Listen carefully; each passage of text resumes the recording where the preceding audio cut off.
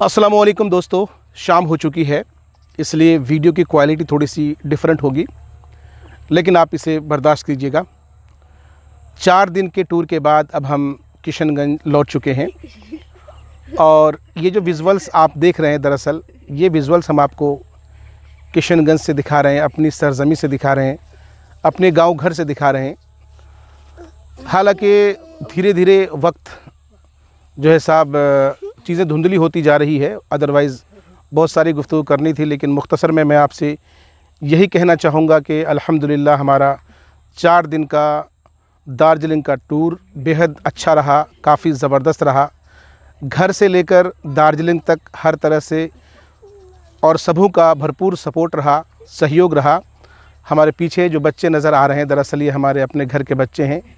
ये हैं जो टोपी पहने हुए बच्चे हैं, ये है शाद हाशमी, लेकिन हम इन्हें घर में लक्की के नाम से जानते हैं। उनकी गोद में जो बच्चा है वो मेरा बेटा अफ़ान गाज़ी है, बड़ा नटखट सा है।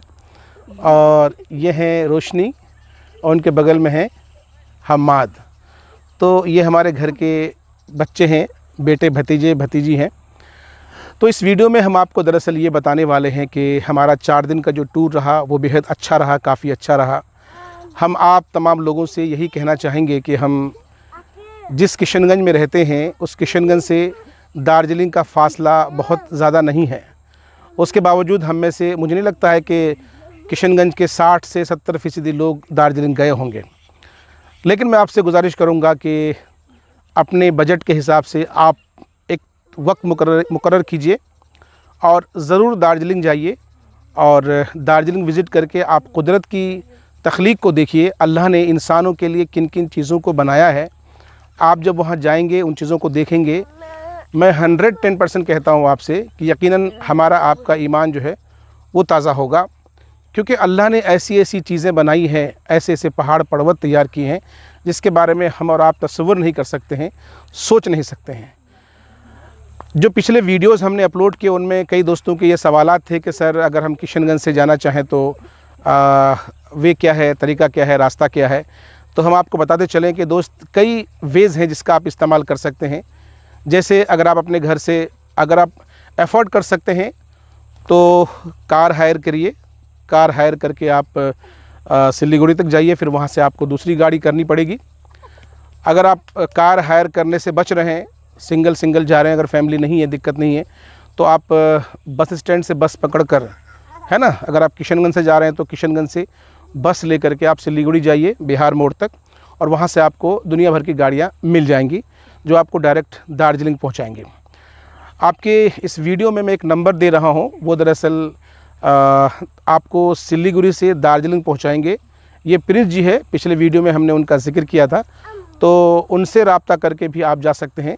आपको यहाँ बताते चलें कि अगर आप दार्जिलिंग के लिए गाड़ी हायर करते हैं सिलीगुड़ी से, तो उसका जो मैक्सिमम प्राइस है वो 3000 रुपीज़ है, 3000 रुपये है। हालांकि उसमें बार्गेनिंग होती है, लेकिन आपको अपनी बात पे डटे रहना है, क्योंकि 3000 रुपये जो है वो मैक्सिमम होता है उसमें। और ये शेयरिंग का नहीं कह रहा हूँ, अगर आप बुक कर रहे हैं, रिज़र्व कर रहे हैं, उसका रेट बता रहा हूँ मैं आपको। और तीसरा वे ये है कि आप रेलवे स्टेशन के ज़रिए भी, किशनगंज रेलवे स्टेशन के ज़रिए भी जो है साहब आप सिलीगुड़ी पहुँच कर वहाँ से गाड़ी हायर कर सकते हैं। अच्छा, उसके बाद वहाँ बेशुमार होटल्स हैं जहाँ पर आपको हर कैटेगरी के होटल्स हैं, यानी यूँ कहें कि 500 रुपये से लेकर के 50,000 तक का, लाखों तक का आपको होटल वहाँ मिलेगा। लेकिन आप अपने बजट के हिसाब से होटल चूज़ कर सकते हैं। और मैंने जो बजट बनाया था, क्योंकि मेरे साथ मेरी फैमिली थी, तो सबसे इम्पॉर्टेंट चीज़ ये है कि आप जब बैचलर जाते हैं तो आप कहीं भी ठहर लेते हैं, लेकिन जब परिवार साथ होता है तो सेफ्टी सबसे ज़्यादा मायने रखता है। तो इसलिए हमने एक अच्छे होटल को चुना। होटल का नंबर आपके स्क्रीन पर नज़र आ रहा है, और वो होटल है होटल हिमालयन रिट्रीट। अच्छा होटल है, बहुत शानदार होटल है, और महिलाओं की सेफ्टी के साथ साथ वहाँ पर आपके खाने पीने का बेहतर इंतज़ाम है। और सबसे इम्पॉर्टेंट चीज़ ये है कि वो जो एरिया है वो दार्जिलिंग का हार्ट कहलाता है, दार्जिलिंग का दिल इसलिए कहलाता है क्योंकि उस जगह से वो माल रोड है, माल रोड के बिल्कुल पास में है। वहाँ से पूरा का पूरा दार्जिलिंग आप इजीली जो है साहब ट्रैवल कर सकते हैं। और सारे के सारे जो पर्यटक स्थल हैं, जो जहाँ जिन स्पॉट्स के लिए आप दार्जिलिंग जाते हैं, वो सब आपको वहीं नज़दीक मिलेंगी। दोस्तों असल में धीरे धीरे जो है रात शाम बढ़ती जा रही है रात की तरफ। ऐसे में हमारा जो कैमरा है वो भी साथ नहीं दे रहा है, धीरे धीरे विजुअल्स ब्लैकनेस आ रही है इसमें, तो बहुत ज़्यादा लंबा वीडियो नहीं करूँगा। लेकिन मैं आपसे एक चीज़ ये कहा कि अगर आप सिलीगुड़ी से दार्जिलिंग जाना चाहेंगे तो जाहिर है वहाँ के लिए आपको गाड़ी हायर करनी है। 3000 से एक्स्ट्रा पैसा बिल्कुल नहीं देना है।